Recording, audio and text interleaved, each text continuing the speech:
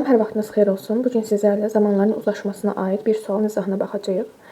Cavidan verilib. What, I, because he to me.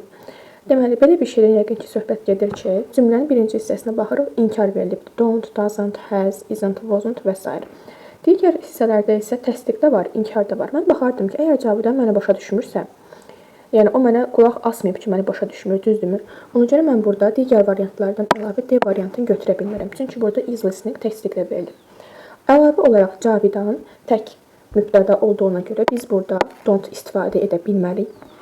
Yadımıza salırıq, hadisə indi baş verirsə, mən deyərdim ki, Cavidan doesn't understand and what I am saying because he is not listening. Yəni, Cavidan məni başa düşmür.